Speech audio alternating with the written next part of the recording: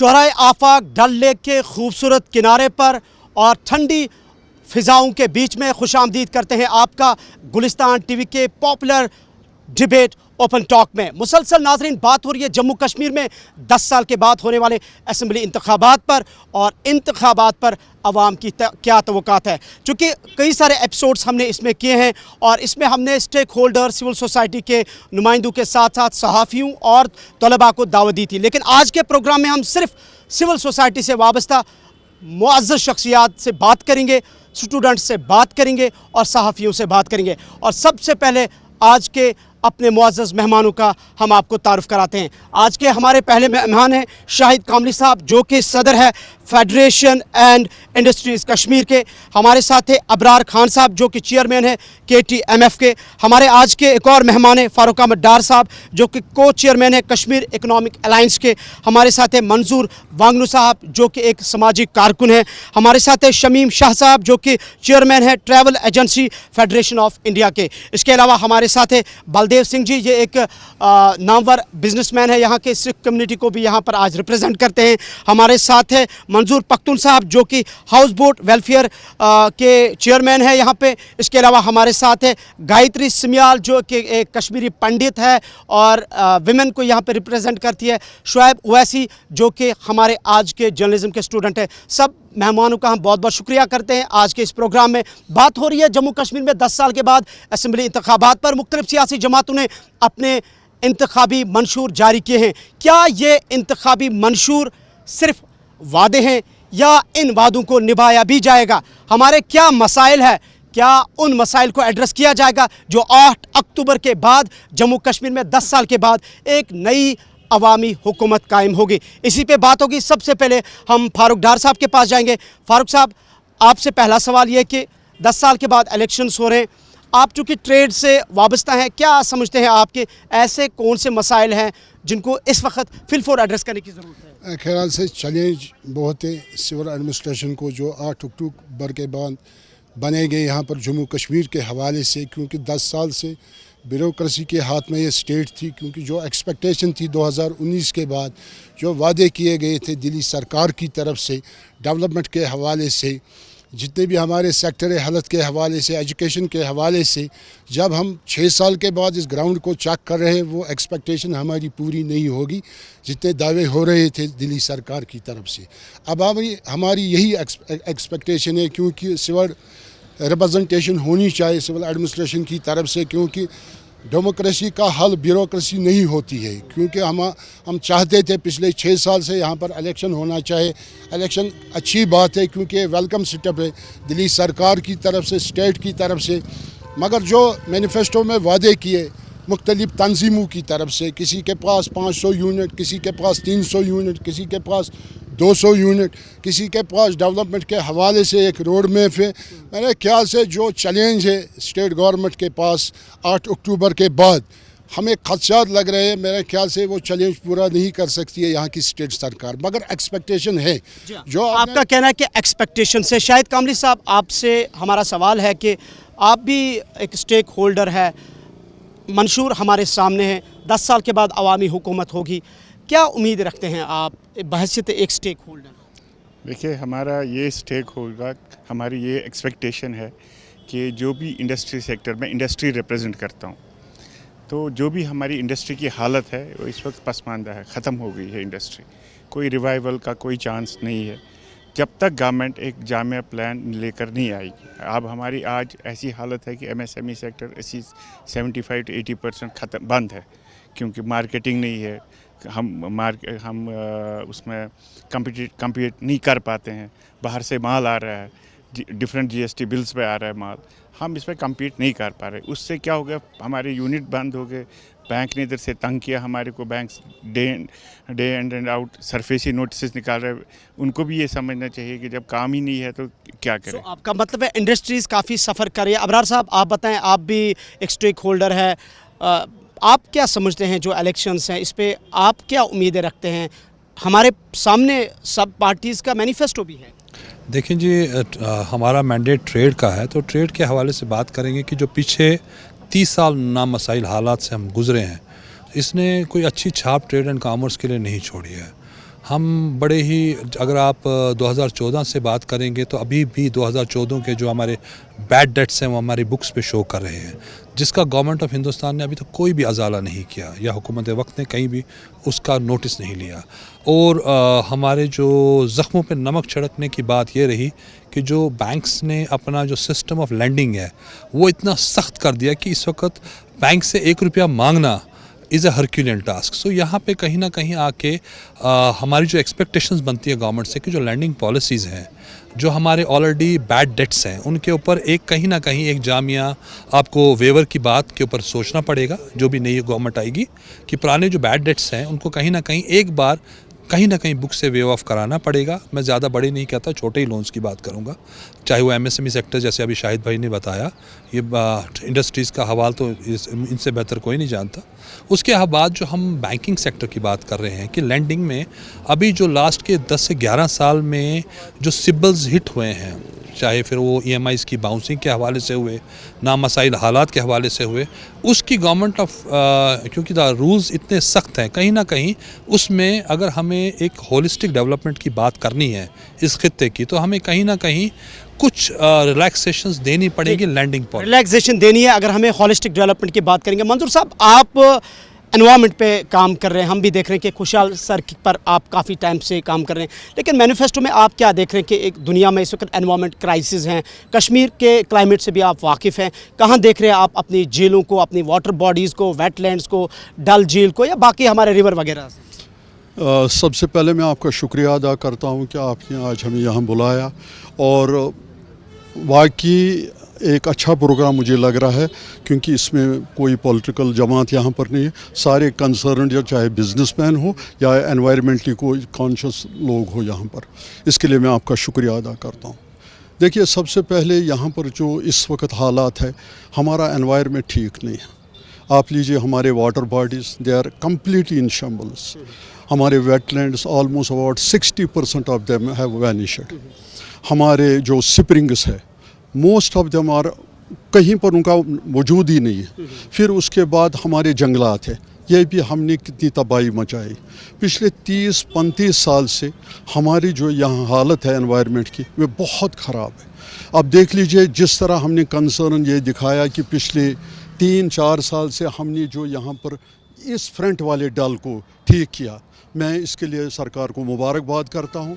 मगर साथ ही साथ मैं आज सुबह गया था कुछ स्प्रिंग रेस्टोर हमें करने, मैं गया था इंटीरियर डल, सत्यानाश, बहुत ही ख़राब हालत में। मेरे पास वीडियोस है, मैं शुक्रगुजार हूँ VC लौडा का। मैंने उनको मैसेज किया, उन्होंने कहा हम फ़ौरन उसका काम लगाएंगे। सद कदल और जो हमारा अशेबा कदल साइड इंटीरियर डल, तो हमें इंटीरियर डल की तरफ ये करना है, एड्रेस करना है उसको, बहुत ही अहम है। और पॉलिटिकल पार्टी, जो भी पॉलिटिकल पार्टी है, मेरे ख्याल में सबसे पहले सबसे जो अहम मुद्दा होगा उनका, वो एनवायरनमेंट पर होना चाहिए। आपने बड़ी खूबसूरत बात बताई कि एनवायरनमेंट पे सबसे ज़्यादा हमें फोकस करने की ज़रूरत है। शमीम साहब, आपका रद्द-ए-अमल 10 साल के बाद इलेक्शंस, मैनिफेस्टो हमारे पास, पिछले मसाइल हमें याद हैं, नए क्या तवक्कात हैं? आदाब, शुक्रिया आपने हमें यहाँ बुलाया। देखिए, जो 10 साल के बाद चुनाव हो रहे हैं, तो हमारी जो एक्सपेक्टेशन है कि सेंट्रल गवर्नमेंट की तरफ से जो अभी तक टूरिज़म के सिलसिले में उन्होंने जो पुश किया है, जो भी सरकार J&K में आ जाए, उसके बाद वो कंटिन्यू होना चाहिए। इसमें कोई बीच में वो स्पीड कम नहीं होनी चाहिए। तो ये हमारी तवक्कात जो है, ये सेंट्रल गवर्नमेंट से, जो स्टेट गवर्नमेंट है, स्टेट गवर्नमेंट को काम बहुत करना पड़ेगा। एनवायरनमेंट को लेके, टूरिज़म को लेके देखना है कि टूरिज़म में डेवलपमेंट कैसे हो जाए। नई जो जगहें इन्होंने पॉइंट आउट की है, वहाँ पर इंफ्रास्ट्रक्चर डेवलपमेंट करना है। लेकिन इंफ्रास्ट्रक्चर डेवलपमेंट से पहले वहाँ पर जो सबसे बड़ी बात है, इनको पहले वहाँ पर ड्रेनेज सीवरेज का ट्रीटमेंट रखना पड़ेगा, तब जाके इनको वहाँ पर बाकी सारा इंफ्रास्ट्रक्चर डेवलपमेंट, सड़क से पहले मेरे ख्याल से। नहीं तो वो दूसरा, जैसे हमें अभी गुलमर्ग, पहलगाम, सोनमर्ग में प्रॉब्लम है एनवायरनमेंट का, वो फिर नई डेस्टिनेशंस पे भी दिखेगा। आज की डेट में वर्ल्ड में अगर आप देखें तो बहुत सारे फेमस जगहें टूरिस्टों को अपनी जगहों से निकाल रहे हैं। कहीं हमारा भी मुकाम वहीं पर ना पहुंचे कि हम भी टूरिस्ट को कहें ये एब्सोल्युटली कि हम भी कहें we don't want more tourists. तो गवर्नमेंट का बहुत बड़ा, क्योंकि एक बार पॉलिटिकल सिस्टम आ जाए तो उनको फिर अपनी भी थोड़े बहुत लिमिटेशंस होती है, कॉन्स्टिट्यूंसी लिमिटेशंस होती है, but I think keeping that all aside they should work for the betterment of J&K and develop everything. जो भी हुकूमत यहाँ पे आएगी उनको जम्मू कश्मीर के बेटरमेंट के लिए, इसकी प्रोग्रेस डेवलपमेंट के लिए काम करना है। ये हमारे शाह साहब का कहना है कि उम्मीद लगाए रखें। बलदेव जी, आपका हमने इंट्रोड्यूस यही किया कि आप एक बड़े बिजनेसमैन हैं कश्मीर से, क्योंकि आपके पास काफ़ी सारे यूथ काम भी करते हैं। जब हम यूथ एम्प्लॉयमेंट की बात करते हैं, कहाँ देख रहे हैं आप यूथ को? क्वालिफाइड भी हमारे पास है, जो हमारे पास अलग अलग सेक्टर्स है या हमारे पास स्किल डेवलपमेंट है, कहीं देख रहे हैं कि हम एग्जिस्ट कर रहे हैं? नहीं, बिल्कुल। एक अगर आप देखेंगे, एक यूथ की जो सोच है वो चेंज हुई है और काफ़ी सारी यूथ जो है सामने आके बिजनेस कर रही है। अगर हम इन 3-4 साल का डाटा देखें, मेरा यही है कि जिस तरह एक इलेक्शन जो था नहीं हो रहा था तो लोग डिस्कनेक्ट हो गए थे, लोगों के पास कनेक्ट नहीं था गवर्नमेंट और इसके बीच में, क्योंकि जो लोकल लोग होते हैं, MLAs होते हैं, मिनिस्टर्स होते हैं, उनका एक पब्लिक के साथ बड़ा एक रिलेशन जो था वो रब्ता होता है, तो वो एक जो चीज़ लोग मिस कर रहे थे, अब इलेक्शन से वो भी अच्छा होगा। और मैं चाहता हूँ कि जिस तरह हमारी यूथ के लिए जो आपने क्वेश्चन किया कि यूथ के लिए यहाँ पे जिस तरह अभी हम इंडस्ट्री की बात करें, टूरिज़म की बात करें, हेल्थ की बात करें, खासकर हाउसिंग इंफ्रास्ट्रक्चर की बात करें, तो इन सारी चीज़ों पे काम होना है। हमारी बदकिस्मती है कि जो हमारे लोग हैं, चाहे वो हमारे अपने लोग हैं, बाहर से नहीं आए, जो इस कश्मीर को डेवलप होता हुआ नहीं देख सकते। अगर हम हाउसिंग की बात करें, अगर आप मास्टर प्लान की बात करें, तो जहाँ पे डेवलपमेंट होनी चाहिए उस एरिया को ये बंद रखते हैं। और काफ़ी सारी मीटिंगें हमने की, अगर यूथ ने आना है, कल किसी ने हॉस्पिटल बनाना है, होटल्स बनाने हैं, अभी जिस तरह हमारे टूरिज़म के लोगों ने बोला, एक होटल बनाने के लिए बंदा कहाँ जाएगा, और उसको सालों साल परमिशन के लिए लग जाते हैं। अभी जिस तरह यहाँ पे हमारे जो गवर्नमेंट थी, जैसे LG साहब, उन्होंने काफ़ी कोशिश की कि लोग बाहर से आके यहाँ पे काम करें, और वो आज तक क्यों नहीं कोई बाहर से आके यहाँ पे काम कर पाया। उन्होंने, उसकी वजह है कि यहाँ पे जो पॉलिसीज़ हैं वो बिल्कुल ही एक बिजनेस, जो पॉलिसीज़ हैं वो बिजनेस के अगेंस्ट हैं, और पहले हमने सिस्टम को ठीक करना, और हमने उस टाइम भी बोला कह रहे हैं कि जो पॉलिसीज़ थी वो पीपल फ्रेंडली पॉलिसीज़ नहीं, फ्रेंडली नहीं है। और जो लोग हैं एक्चुअली, जिस तरह हम कश्मीर की बात करें तो कश्मीर की जो लोग बिजनेसमैन हैं, तो कश्मीर को वही डेवलप कर सकते हैं, और उनके लिए जो पॉलिसीज़ हैं, वो जो पॉलिसीज़ गवर्नमेंट की हैं, वो बिल्कुल एक, अगर हमें आज समझो एक हॉस्पिटल बनाना है या एक होटल बनाना है, तो अगर हम कल गवर्नमेंट के पास जाएंगे, मुझे नहीं लगता कि कोई भी जगह उनके पास होगी जहाँ पे परमिशन हमें मिलेगी। तो ऐसे जो यूथ हमारी है, अगर हमने यूथ को एंगेज करना है, नौकरियाँ तो हम उनको दे नहीं सकते। जिस तरह जो एजुकेशन यूथ जो है, अगर हम एजुकेशन की बात करें, सबसे ज़्यादा एजुकेशन जो पढ़े लिखे लोग कश्मीर में, और अगर हमने उनके लिए कश्मीर को आबाद करना है और इन्हीं ऐसे ही हालात हमने रखने हैं, तो हमें यूथ के लिए बहुत ज़्यादा सोचना होगा। उनके जी कह रहे हैं कि एक यूथ के लिए एक ऐसी पॉलिसी होनी चाहिए ताकि वो एंगेज हो सके। मंजूर साहब, आपसे मेरा सवाल है, चूँकि आप हाउस बोट के साथ वाबस्ता हैं, जब भी बैनुल-अक़वामी सतह पर कोई बात होती है, इवेंट होती है, तो ज़रूर डल लेक की, शिकारा की या इस झील की बात होती है। सो इस इलेक्शन में आप कहाँ देख रहे हैं मैनिफेस्टोज़ को, तवक्कात, एक्सपेक्टेशंस? देखिए, जहाँ तक इलेक्शन की बात है या मैनिफेस्टो की बात है, मेरे को लगता है जब ये इलेक्शन प्रोसेस स्टार्ट होता है, हमारा जो ये तबका है बहुत बड़ा तबका है, हम हज़ारों लाखों में लोग हैं, तो हमें कभी ऑन बोर्ड नहीं लिया गया कि आपकी प्रॉब्लम्स क्या हैं, हमें मैनिफेस्टो में रखना क्या है।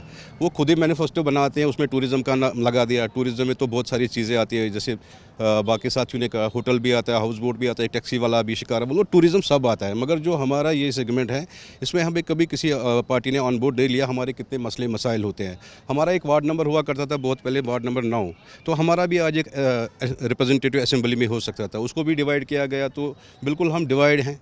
आजकल हमारी बात कहीं उस वेट से सुनी नहीं जाती है, मगर एक्सपेक्टेशंस हमेशा होती हैं। जो भी इलेक्टेड गवर्नमेंट हो, चाहे डायरेक्ट सेंटर से रूल हो या स्टेट, जो भी हमारे इलेक्टेड होते हैं, जो ये हाउस बोट हैं, आज देखिए हमारा नंबर कम होता जा रहा है। रिवर जालिम तो बिल्कुल ख़त्म है, चिनार बाग में भी हाउस बोट्स नहीं है। अब डल और निगीन बच्चे हैं थोड़े, इसमें भी बहुत सारे लोग जो हमारे डाउन द ग्रेड क्लासेस है वो रिहेबिलिटेट करना चाहते हैं, उनके पास वो बिज़नेस नहीं है।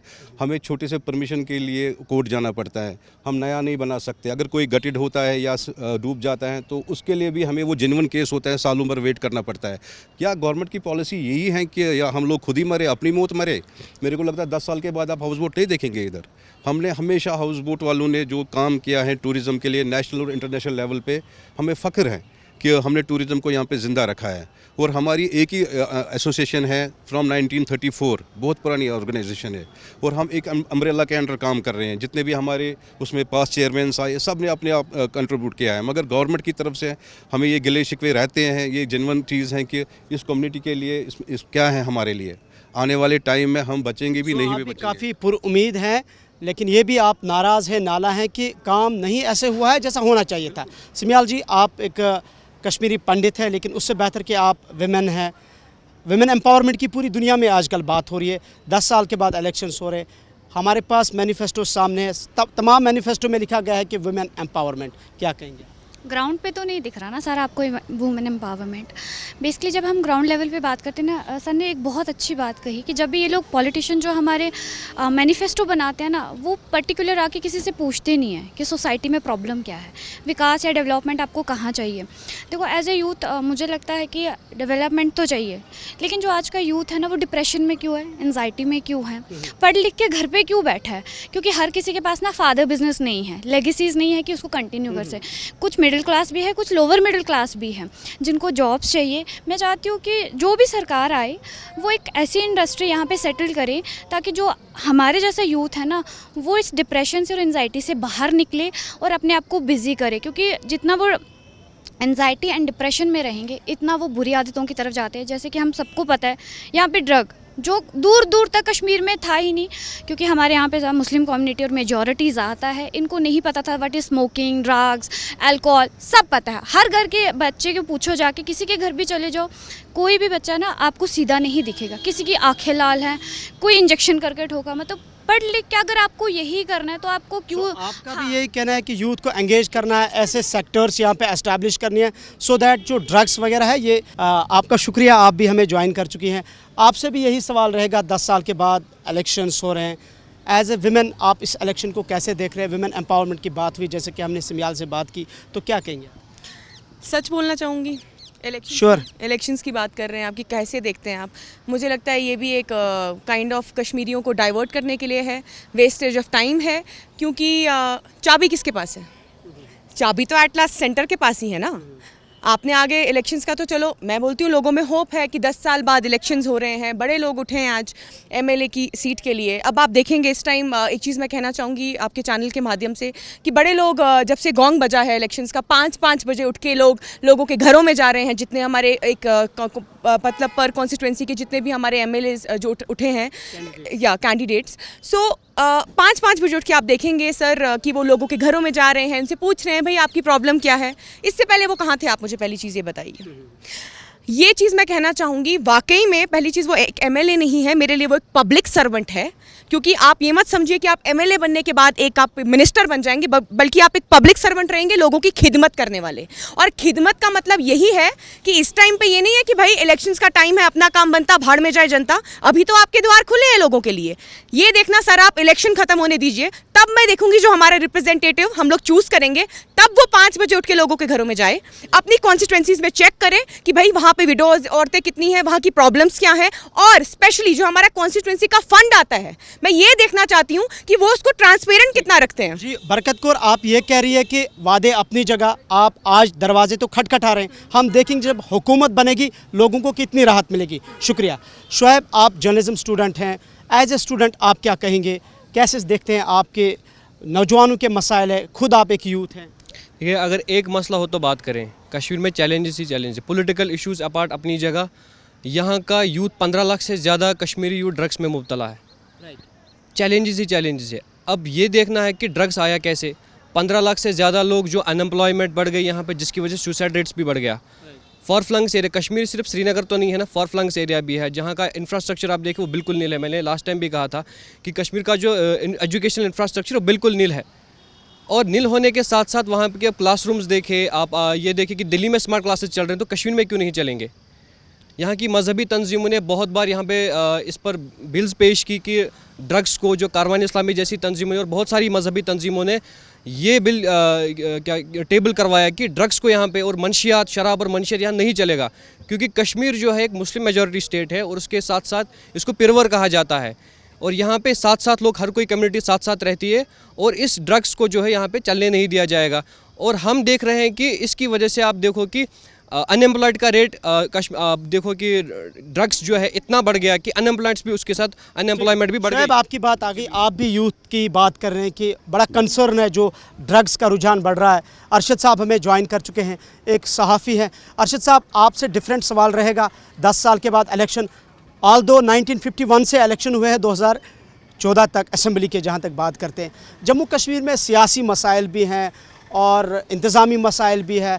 अब जो चीफ मिनिस्टर बनेंगे उनके पास वो इख्तियारात नहीं होंगे जो 2019 से कबल थे। सो जो अब हुकूमत बनेगी, मैनिफेस्टोज जो दिए गए हैं, क्या आप समझते हैं कि वो पुर किए जाएंगे, उन्हें हकीकत में अमली जामा पहनाया जाएगा? देखिए, बहुत सारी बातें यहाँ पे कही गई, मेरी बहनों ने भी बातें कही, हमारे उस्ताद यहाँ पे उन्होंने भी बातें कही।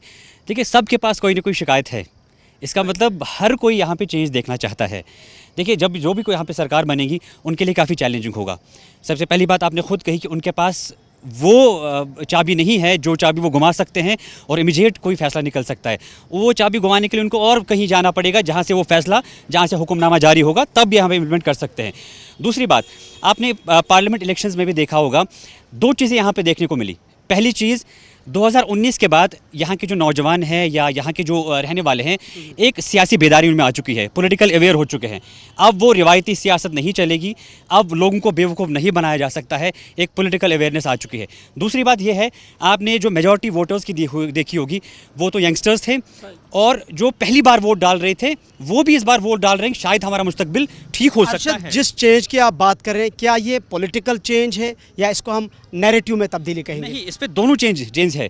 देखिए, जब नौजवान हमारे पास IAS हो सकते हैं, केएस हो सकते हैं, हमारे पास डॉक्टर्स हो सकते हैं, इंजीनियर्स हो सकते हैं, साइंटिस्ट हमारे बच्चे हैं, जब उसमें वो अपना लोहा मनवा सकते हैं तो सियासत में क्यों नहीं मनवा सकते? देखिए, एक नौजवान ही इन चीज़ों को एड्रेस कर सकता है। वो बिज़नेस को भी एड्रेस कर सकता है, वो टूरिज़्म को भी एड्रेस करता है, वो कॉन्ट्रैक्टर्स को भी एड्रेस करता है, वो जितने भी यहाँ के नौजवान हैं, चाहे बूढ़े हैं, बुज़ुर्ग हैं, औरतें हैं, वुमेन एम्पावरमेंट है, सबको वो एड्रेस कर सकता है। लेकिन चेंज लाने के लिए सबको पहले आगे आना चाहिए। और दूसरी बात ये है, देखिए, जब आप एक तरफ से कहते हैं कि बार बार कहते हैं कि 2019 के बाद यहाँ पे हड़तालें नहीं हुई, यहाँ पे एजुकेशन सिस्टम बेहतरी से चला, लेकिन आपको उस एजुकेशन सिस्टम को और मज़ीद बेहतर बनाना है, आपको यहाँ के हेल्थ सेक्टर को और मज़ीद बेहतर बनाना है। आप इंटरनल कभी देख के जाइए। यानी कुल मिला के आप ये समझते हैं कि हुकूमत जो भी होगी, जिसकी भी होगी, सियासी जमात की, एक नई चेंज होगी, हर एक सेक्टर को इम्प्रूव करने की ज़रूरत है, प्रोग्रेस करने की ज़रूरत है। आपसे ये जानना चाहेंगे कि ठीक है, जिसकी भी हुकूमत आएगी आपको भी वोट करना है, इन्हें भी वोट करना है, आम लोगों को वोट करना है। वोट करके पहले क्या समझ सकते हैं हम कि कितना एतबार करें हम उस नुमाइंदे पर जिसको हम वोट करें? देखिए, जब तक हम होप नहीं रखेंगे तो होप से ही काम चलेगा। अगर हम ऐसे ही शक रखेंगे कि आगे कुछ होगा नहीं तो कैसे चलेगा? हमारे बिकॉज इंडस्ट्री में जितने भी लोग हैं, we are employers, we employ people. हमारे इंडस्ट्री से लाखों लोग मुंसलिक हैं। सब लोगों का यही होप है कि नई गवर्नमेंट आएगी, इंडस्ट्री रिवाइव होगी, हमारी मार्केटिंग रिवाइव होगी। आज हमारे जो प्रोडक्ट हैं वही बाहर से आ रहे हैं, तो एक डिप्रेशन है इंडस्ट्री में कि साहब ये कि मतलब हमारे जो हम प्रोडक्ट्स बनाते हैं वो बाहर से आ रहे हैं और हमारी फैक्ट्री के सामने वो लग रहे हैं, वो डबल द प्राइस पे आ रहे हैं। आप समझ, क्योंकि हम कम्पीट नहीं कर पा रहे हैं। सो शाहिद साहब ये कह रहे हैं कि रोल इम्पॉर्टेंट है। अबरार साहब, आपसे भी यही है, जब भी कोई पॉलिसी बनती है, चूँकि आपका बड़ा एक्सपीरियंस है, जहाँ तक आपकी उम्र के लिहाज से मैं आपसे सवाल पूछूंगा, इससे पहले जब 2014 में हुकूमत बनी थी या लेफ्टिनेंट गवर्नर इंतज़ामिया के दौरान, इन 4-5 सालों के दौरान, क्या आपको ऑन बोर्ड लिया जाता है जब कोई पॉलिसी बनती है, जब कोई इक़दामात लिए जाते हैं पीपल या आम लोगों की जहाँ तक बात है? अनफॉर्चुनेटली ये ट्रेंड स्टार्ट से रहा है कि कभी भी जो स्टेक होल्डर्स हैं उनको बोर्ड पे लेने की जहमत गवर्नमेंट नहीं करती, बिकॉज हम हमेशा एक एंटी फ्लेवर रहते हैं उनके लिए, क्योंकि हम उन मसाइल देखें, अगर आप ट्रेड एंड कॉमर्स की बात करते हैं, गवर्नमेंट सेक्टर के बाद अगर कोई सबसे बड़ी एम्प्लॉयमेंट की जो अगर कहीं पे गुंजाइश है वो ट्रेड है, जहाँ पे हम एक्सपेक्ट करते हैं कि अगर तरीके से इसकी हैंड होल्डिंग की जाए, इसके अंदर कैपेसिटी है to develop around 3.5 lakh jobs immediate. थोड़ी सी हैंड होल्डिंग, थोड़ा सा ब्रशिंग चाहिए, जो अनफॉर्चुनेटली कहीं ना कहीं गवर्नमेंट की पॉलिसीज़ में फिट अप नहीं होता है। सो आने वाली जो हुकूमत है, ये बड़ा चैलेंज रहेगा कि उनका इंटरनल ट्रेड के बारे में क्या पॉलिसी रहेगी। हम एक लास्ट पेरिफेरी में रहते हैं। अगर आप जम्मू एंड कश्मीर की बात करें, हम एक लैंडलॉक्ड एरिया है जो मुल्क के लास्ट पेरिफेरी में, जहाँ पे ऑलरेडी जो वसाइल हैं हमारे, एज एन इकोनॉमिस्ट मैं आपको कह रहा हूँ कि हमारे वसाइल बड़े लिमिटेड हैं, रिसोर्सेज लिमिटेड हैं, एस्पिरेंट्स ज़्यादा हैं। सो एस्पिरेशंस को बैलेंस करने के लिए द गैप बिटवीन जो टॉप एंड द बॉटम के बीच का जो मिड कैप सेगमेंट को बराबर लाने के लिए कहीं ना कहीं द यूनिफॉर्मिटी और जो आपका equality of distribution of wealth जो है उसको इंश्योर करने के लिए मेरे नज़दीक अगर कोई भी हल है वो जनरल ट्रेड के पास है। सो जनरल ट्रेड की हैंड होल्डिंग अगली वाली गवर्नमेंट के लिए एक मस्ट टू डू थिंग है जी। फारूक साहब, कश्मीर इकोनॉमिक अलायंस के पास एक बाई लॉ भी होगा, मसाइल भी होंगे, इश्यूज़ भी होंगे जिनको आप एड्रेस भी करते हैं, गवर्नमेंट के पास लाते हैं, क्योंकि 8 अक्टूबर को हुकूमत बननी है।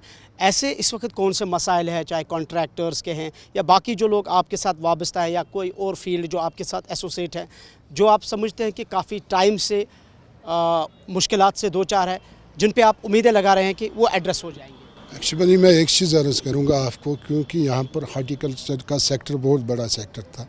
इसका टर्नओवर कम से कम 20,000 करोड़ के करीब थे पर ईयर। उस हार्टिकल्चर सेक्टर को तबाह करने की कोशिश की गई सरकार की तरफ से, जो हमें नज़र आ रहा है, क्योंकि ईरान से सेब मंगवाया गया, चाहे हमारा अखरोट था या हमारा बादाम था, बहुत बड़ा सेक्टर था इकानमी के हवाले से, जो इकानमी को बूस्ट करता था जम्मू कश्मीर के हवाले से। उसको हमने बार बार उठाने की कोशिश की। जो आपने ईरान से सेब लाया या अखरोट आपने बाहर से परचेज़ किया या बादाम आपने बाहर से परचेज़ किया, क्योंकि ये यहाँ की इकानमी को ख़त्म करेगी। मेरे ख्याल से पिछले 6 सालों से हमने कंटिन्यू इसको एड्रेस करने की कोशिश की। हाँ, टूरिज़म के हवाले से हमने बात की, क्योंकि कश्मीर इकनॉमिक अलायंस बड़ा प्लेटफार्म है कश्मीर के हवाले से, चाहे हमारे मटन डीलर्स हो, चाहे हमारे गुड्स ट्रांसपोर्ट के लोग हो, ये इससे एफिलेटेड है।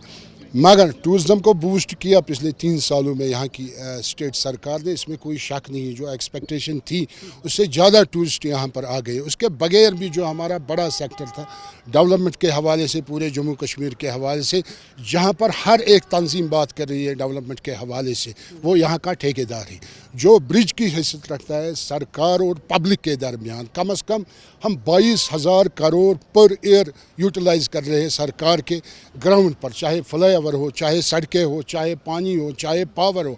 आप देखें उसको बड़ा सेटबैक आया पिछले 6 सालों से यहाँ पर स्टेट के हवाले से, जो मैं बात कर रहा हूँ। जितने भी कॉन्ट्रैक्टर साहिबान, मैक्सिमम ठेकेदार साहिबान बाहर से अब पार्टिसिपेट कर रहे हैं, चाहे दिल्ली का हो, चाहे महाराष्ट्र का हो, चाहे यूपी का हो। हम किसी ठेकेदार के खिलाफ नहीं है, हर एक को हक बनता है यहाँ पर टेंडर पार्टिसिपेशन होनी चाहिए, इसमें कोई शक नहीं है, क्योंकि हम डेवलपमेंट के हामी हैं। मगर बदकिस्मती की बात है, उसमें वो कंडीशनें लगाई जाती है कॉन्ट्रैक्टरों की तरफ से, जो हमारा कॉन्ट्रैक्टर पूरा नहीं कर रहा है जम्मू कश्मीर के हवाले से, जो क्वालिफाई नहीं हो रहा है। कम से कम 50,000 ठेकेदार वो है आजकल के डेट में जो इस वक्त बैठे हुए हैं, जिनके पास ये क्वालिफिकेशन के हवाले से कोई क्वालिफिकेशन उनकी नहीं होती है। क्या इसका मतलब ये कि जो 50,000 कॉन्ट्रैक्टर्स है वो इस वक्त बेरोजगार हुए हैं? ना सिर्फ वो 50,000 जो उनके साथ लोग काम करते हैं, वो भी उनके साथ बाजरी वाले, उनके साथ रेत वाले हैं, कम से कम 5 लाख लोग उससे बेरोज़गार हुए। मेरे ख्याल से सरकार की पॉलिसी अच्छी नहीं रही, क्योंकि जो हमारे कम से कम मैक्सिमम जो हमारा तादाद है छोटे ठेकेदार साहिबानों की तरफ से, जो 20 लाख का काम करता है, 15 लाख का काम करता है, हम फाइनेंसर है सरकार को। क्यों आप देखिए हर एक सेक्टर में प्रॉब्लम होती है। जो रिहेबिलिटेशन पैकेज मांगता है यहाँ का सेक्टर कोई भी, क्योंकि उसका हक है, क्योंकि यहाँ की बिजनेस कम्युनिटी टैक्स पेड लोग हैं यहाँ पर, सरकार उनको भीख नहीं दे रही है। मगर मेरे ख्याल से ठेकेदार वो तबका है जो सरकार को फाइनेंस कर रहा है। एक मिनट सर, क्योंकि ऑलरेडी 2014 का जो बड़ा डिजास्टर था कश्मीर के हवाले से, सैलाब के हवाले से, यहाँ की सड़कें तबाह थी, पुल तबाह थे, यहाँ के बांध तबाह थे, यहाँ के वाटर सप्लाई स्कीमें यहाँ की तबाह थी। कम से कम उसने उस स्ट्रक्चर को ठेकेदार ने रेस्टोर किया। यहाँ पर कम से कम 785 करोड़ अभी भी आउटस्टैंडिंग है ठेकेदारों की, जो अभी तक सरकार ने रिलीज नहीं की। कहना है कि कॉन्ट्रैक्टर्स काफ़ी सफ़र कर रहे हैं। मेरा एक और पॉइंट है, जो सरफेसी एक्ट की बात कामनी साहब ने अभी की। आप देखें जम्मू कश्मीर का जो बैंक है उसको बनाने में अहम रोल रहा है कश्मीरी बिजनेसमैनों का। आप देखें उसके बाद सरफेसी एक्ट लगाना, ढोल नगारे साथ लेना बिजनेस शख्सियत को, जो वाइट एक्सपर्ट होता है, जो वाइट कॉलर नफर होता है, बंदा होता है टैक्स के हवाले से, उसको ढोल नगारे लेके जाना, उसको सील। का मतलब ये है कि आप काफ़ी उम्मीद लगाए रखें। करोड़ों का जो कॉन्ट्रैक्टर्स का जो बिजनेस है वो सफ़र हुआ है। मंजूर साहब, आपसे यही दोबारा सवाल है कि क्या हम बहसीत एक मुअज़्ज़ब शहरी होने के नाते, सरकार की पॉलिसियाँ अपनी जगह, सरकार अपने तौर पर इक़दाम उठा रहे हैं, हम बहसीत एक कश्मीरी कौम वो फ़र्ज़ निभा रहे हैं जो हमें निभाना चाहिए, अपने वाटर बॉडीज़ को, वेटलैंड्स को, झील को, दरिया को साफ़ रखने में जितना हमारा हक बनता है? देखिए, मैं आपको एक ज़िंदा मिसाल दे दूंगा। अगर आपका कैमरामैन इस तरफ प्लीज़ यहाँ दिखाए डल को, ये देख लीजिए आप, you will not find a single polythene bag. ये क्या है? इसको कहते हैं पीपल्स पार्टिसिपेशन। जब लोग मिलते हैं, जब लोगों को एहसास होता है, मैं बार बार यही कहता हूँ कि सबसे पहला मुद्दा यहाँ पर उठाना है एनवायरनमेंट का। जब एनवायरनमेंट ठीक होगा, बाकी डेवलपमेंट खुद ब खुद फिर उस पर काम चलेगा। अभी मेरे काबिल दोस्त ने अभी एक कहा कि यहाँ का जो यूथ है वो पॉलिटिकली कॉन्शियस हुआ है। मैं कहता हूँ कि यहाँ का जो साइलेंट फोर्स है, जो साइलेंट पब्लिक है, वो इस वक्त देख रहे हैं। वो वैसे जिस इन्होंने कहा कि वो यूथ अब नहीं रहा, वो देखते हैं कौन प्रैक्टिकली काम करता है। सेमिनार्स, तालियां वगैरह, फोटोग्राफी हो गई, बस ये नहीं, हमें प्रैक्टिकली काम करना है। हमने दिखाया कि Khushhal sir, Gill sir, those are 2 kidneys of what you call Dal and निगेर। हमने उनको ठीक करके दिया with the help of administration, with the help of what you call stakeholders, arm holder. तो इसी तरह मैं चाहता हूँ कि डल की तरफ, हमें सिर्फ डल की तरफ नहीं, बाकी वाटर बॉडीज़ की तरफ। मुझे आपके लिए भी एक सवाल करना है, एक रिक्वेस्ट करना है। वो ये है कि कम से कम आपका जो चैनल है बहुत मशहूर है, सब देखते हैं इसको, कम से कम 15 दिन में आप एक बार एनवायरनमेंट की तरफ एक प्रोग्राम बनाया करो, ज़रूर इंशाल्लाह, ताकि यूथ, ताकि सब, और दिखाइए कि कहाँ पर कौन सी प्रॉब्लम है, उसको एड्रेस कीजिए। ये नहीं कि हमने ये काम किया, ऐसे फोटोग्राफी हुई, नहीं, आप देख लीजिए कि डल के इंटीरियर में, खुजारबल में ये खराबी है। आप आइए वहाँ पर, वहाँ के लोगों के साथ बात कीजिए, और अगर खराबी है मिल के हम वो काम करें। और पॉलिटिकल जी शमीम शाह साहब, आपसे, आप चूँकि पूरे देश में घूमते हैं, हर सिटी को आप देखते हैं, आप श्रीनगर सिटी को कहाँ देख रहे हैं, आप कश्मीर के टाउन्स को कहाँ देख रहे हैं, विलेजेस को कहाँ देख रहे हैं? क्या लेफ्टिनेंट गवर्नर इंतज़ामिया 2019 के बाद, 2019 से पहले जो यहाँ पॉपुलर गवर्नमेंट थी, उस तरीके से उन्होंने अपने वादों को निभाया जिस पर उन्होंने लोगों ने वोट किया था, या जब एब्रोगेशन हुआ जो उम्मीद जाहिर की जा रही थी उस उम्मीद पर उन्होंने अपना काम किया? देखिए, अगर हम 2019 के बाद की बात करें तो आजकल जो वर्ल्ड में ट्रेंड है कि सड़कें चौड़ी करें। बाकी आपको पता ही है श्रीनगर सिटी में स्मार्ट सिटी के नाम पे क्या किया गया। ठीक है, स्मार्ट सिटी बनाइए, लेकिन आप अपने पहले देखिए जो ट्रैफिक का इन्फ्लक्स डे बाय डे बढ़ रहा है, या तो आप नई गाड़ियों को बैन कर लीजिए। प्राइवेट की मैं बात कर रहा हूँ क्योंकि प्राइवेट में ही ज़्यादा सेगमेंट आ जाता है। स्मार्ट सिटी के आप पोलो व्यू जाइए, अगर एक दिन पूरी बारिश होती है, ड्रेन चौक हो जाती है, वहाँ पर पूरा पानी सड़क के ऊपर आ जाता है। तो कहीं ना कहीं खामी तो रही है। अगर हम देखें, अगर आप कह रहे हैं पूरे देश को देखें, हमें ज़्यादा दूर जाना ही नहीं है। हम पंजाब जाएं, हम दिल्ली जाएं, जो हमारा नेबरिंग है। हमारे यहाँ एक बार ऑनरेबल कोर्ट ने ऑर्डर निकाला कि डल में सारे पेड़ों को काट लो, इसमें एनक्रोचमेंट हो रही है। पंजाब में बैन है, अगर आप ग्रीन ट्री को काटेंगे आपको सज़ा है।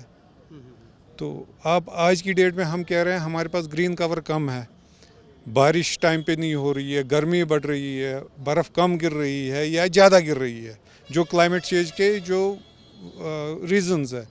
अब हम कह रहे हैं कि हम एफॉरेस्ट्रेशन करेंगे। अगर हम एग्रेसिव एफॉरेस्ट्रेशन भी करते हैं, 1 करोड़ सैपलिंग्स पर ईयर उगाते हैं, उसके बाद भी जो नतीजा आएगा वो अगले 25 साल के बाद आएगा। इसका मतलब ये है कि जो हमारे पास पॉलिसी मेकर्स हैं वो उस तरीके से अपना ड्राफ्ट शायद गवर्नमेंट के सामने नहीं रख पा रहे हैं। जैसे आपने कहा कि स्मार्ट सिटी की बात की, उस तरीके से वो नहीं हो पा रहा है। मेरा जो मानना है, maybe I am wrong, my opinion, the administration is making the proposals DPRs on their own without being expert.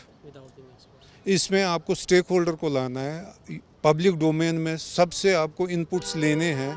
आज की डेट में आप ड्राफ्ट प्रपोजल बना रहे हैं, फिर आप पब्लिक डोमेन में डाल रहे हैं कि हाँ जी आप बताओ आपकी ऑब्जेक्शंस क्या है। आप पहले स्टेक होल्डर्स को स्टेक होल्डर्स और जो एक्सपर्ट्स हैं उनकी कंसिडरेशन इंपॉर्टेंट है। उसके बाद जी जी बलदेव जी, आपसे सवाल है कि आप अपनी कम्युनिटी को 10 साल के बाद के होने वाले इलेक्शंस में कहाँ देख रहे हैं?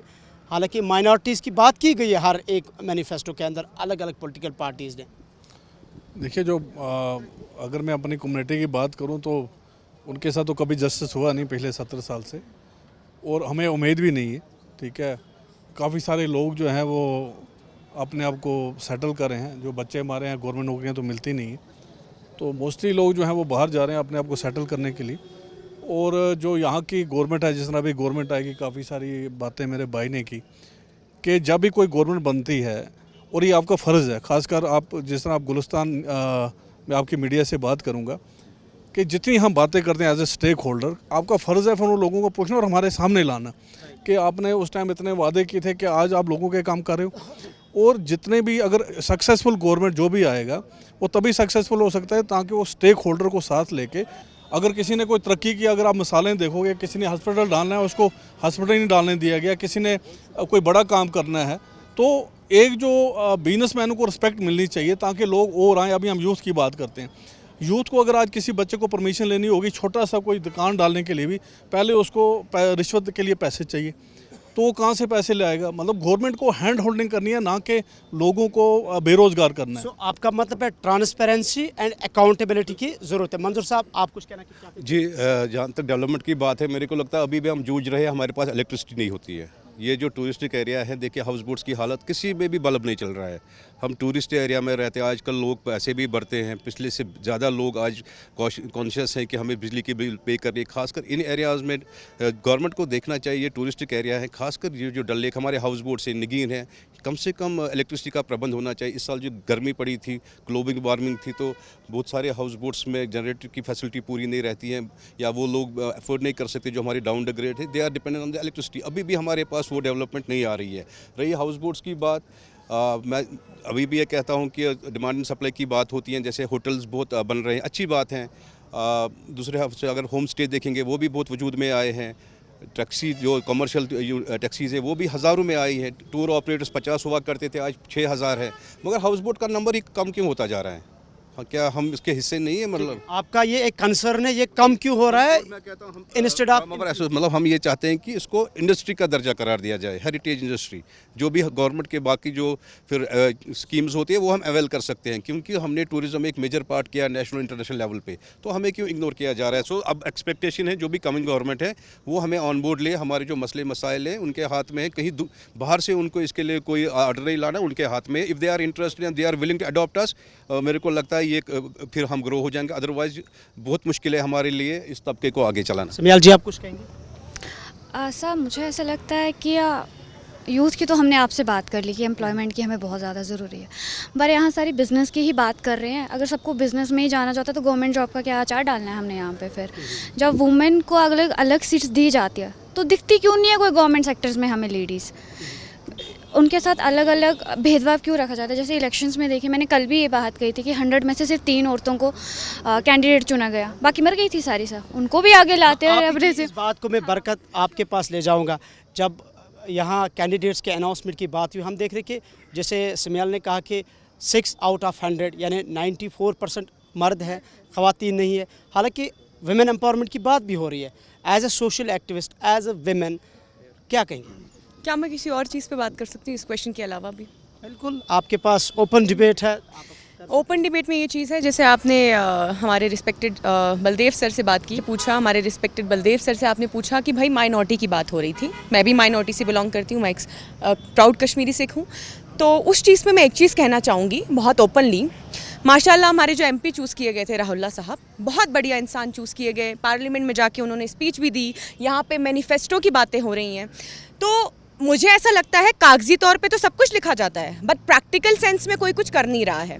अगर आप माइनॉरिटी की बात कर रहे हैं, अगर आप पार्लियामेंट में जाके स्पीच दे रहे हैं बड़ी बड़ी, तो मैं ये एक चीज़ आपको कहना चाहूँगी आने वाले एमएलए को, क्योंकि मेन टॉपिक तो चलिए हमारा असेंबली इलेक्शंस के रिगार्डिंग ही है, कि भाई जब आप बात करते हैं ना कश्मीरियत की, तो उसमें कश्मीर का मुसलमान भी लाइए, कश्मीर का सिख भी लाइए, कश्मीर का हिंदू भी लाइए, कश्मीर का पंडित भी लाइए, सब लाइए। आप सिर्फ एक तबके की बात ना करें, क्योंकि अगर हम ऑल ओवर डेवलपमेंट देखें वो तभी बनेगी जब बाकायदा हर एक कश्मीरी, चाहे वो सिख हो मुसलमान हो, सबकी बात की जाए। क्योंकि सर ओपनली कहूँगी, जब 370 की हड़तालें थी, हम शाना बाय शाना अपनी मुस्लिम कम्युनिटी, हिंदू कम्युनिटी के साथ थे। जब चिट्ठी सिंहपुरा का कांड हुआ, गोलियां हमने भी खाई। जब महजूनगर कांड हुआ, गोलियां हमने भी खाई। जब फ्लड रिलीफ की बात होती है, आगे हम होते हैं। जब लंगर की बात होती है, आगे हम होते हैं। जब कश्मीर की बेटी को बचाने की बात होती है, तो आगे हम होते हैं। जब आपके साथ हम शाना बाय शाना खड़े हैं, तो हमारी बात क्यों नहीं होती? इतने सालों से हम सिर्फ 2 चीज़ें मांग रहे हैं, अरे भाई पंजाबी लैंग्वेज को वापस ले आओ, पंजाबी लैंग्वेज को वापस ले आओ, हमें माइनॉरिटी स्टेटस दे दो, माइनॉरिटी स्टेटस दे दो। उसकी बात कोई क्यों नहीं करता? सिर्फ जो वो चीज़ें लिखी है, मैनिफेस्टो तो बहुत लोग बनाते हैं सर, प्रैक्टिकल सेंस में क्या किया इन्होंने आज तक? आपका मतलब ये है कि जो माइनॉरिटी कम्युनिटी है, पर्टिकुलरली सिख कम्युनिटी, इनको डिस्क्रिमिनेट किया जा रहा है? नहीं, देखिए डिस्क्रिमिनेशन की बात मैं नहीं कह रही, क्योंकि हर तबके में हर किस्म का इंसान होता है। चाहे सिख कम्युनिटी ले लो, मैंने कहा ना, apart from religion we all are proud Kashmiri first. Yes, we are proud Kashmiri first. तो अगर बात की जाए ना कश्मीरियत की, तो एज अ होल की जाए।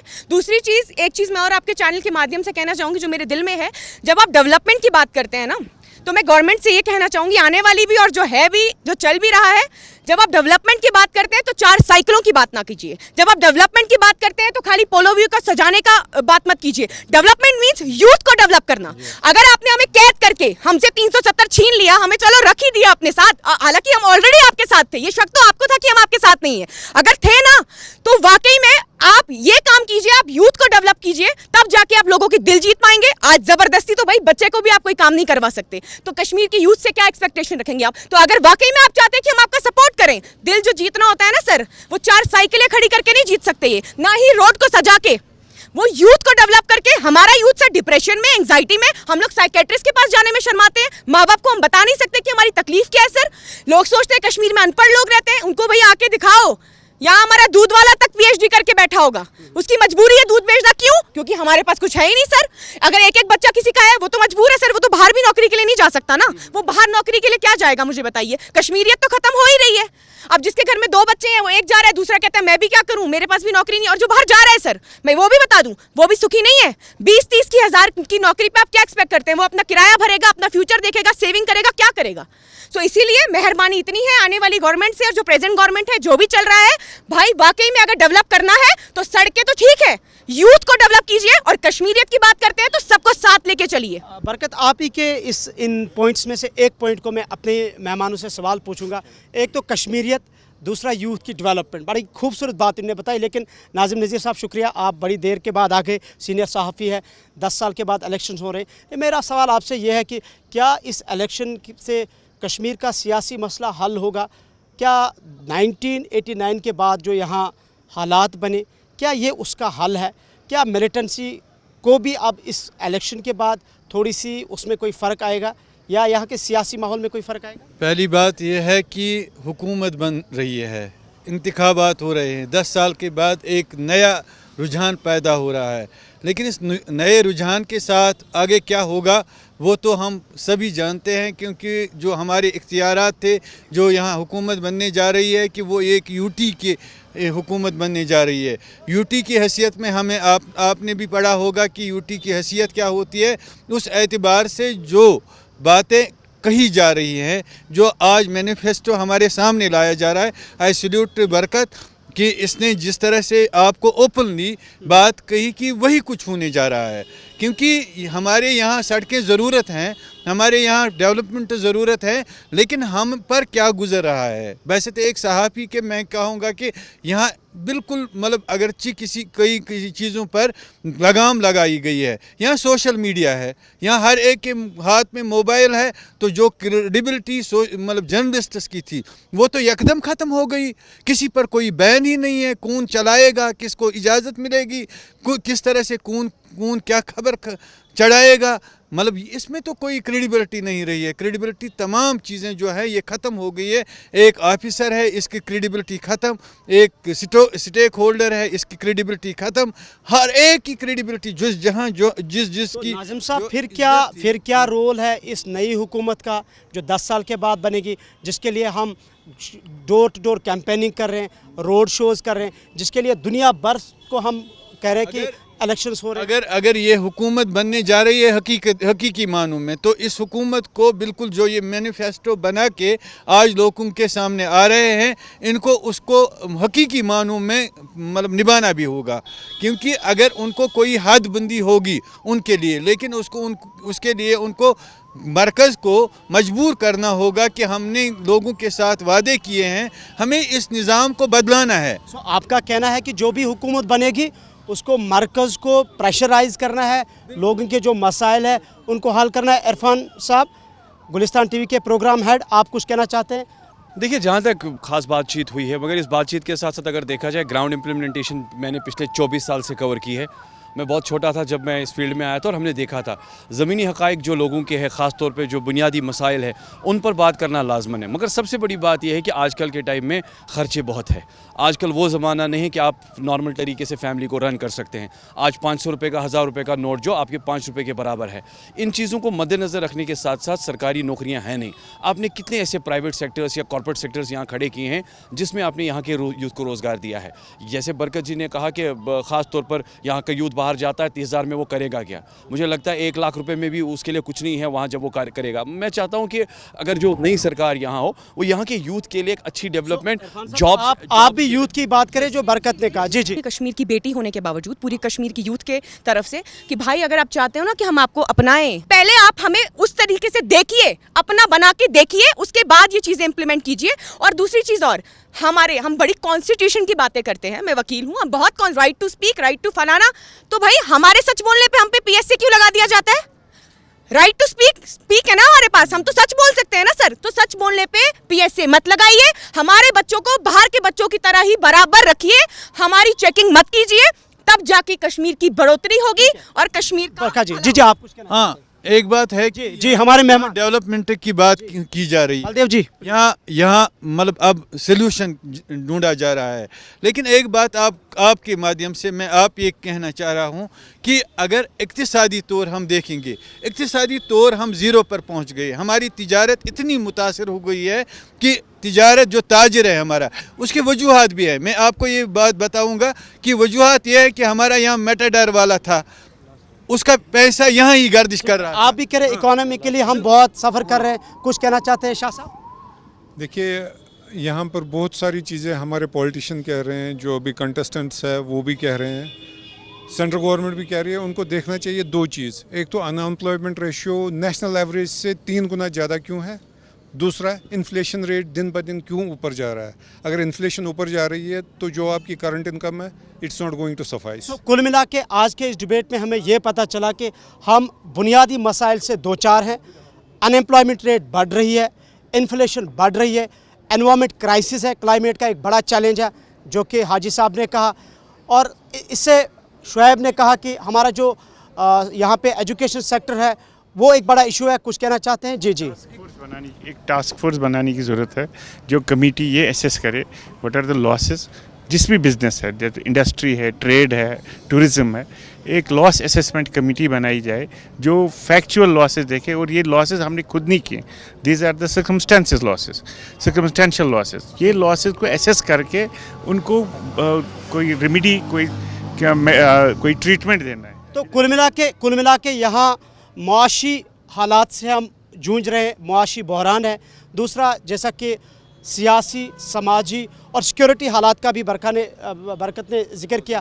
तो इन चीज़ों पे नई हुकूमत पे काफ़ी तवक्कात है। बहुत बहुत शुक्रिया आप सभी मुअज़्ज़ज़ मेहमानों का, बहुत बहुत शुक्रिया, आपने वक्त अपना निकाला। नाज़रीन, प्रोग्राम में ओपन टॉक, बात हो रही है जम्मू कश्मीर में 10 साल के बाद होने वाले असम्बली इंतखाबात पर और आवाम की क्या तवक्कात है इन इंतखाबात पर। आज हमने बात की मुख्तलिफ सिविल सोसाइटी के मुअज़्ज़ज़ मेहमानों से, स्टेक होल्डर से, और प्रोग्राम जारी रहेगा। देखते रहे गुलिस्तान टीवी।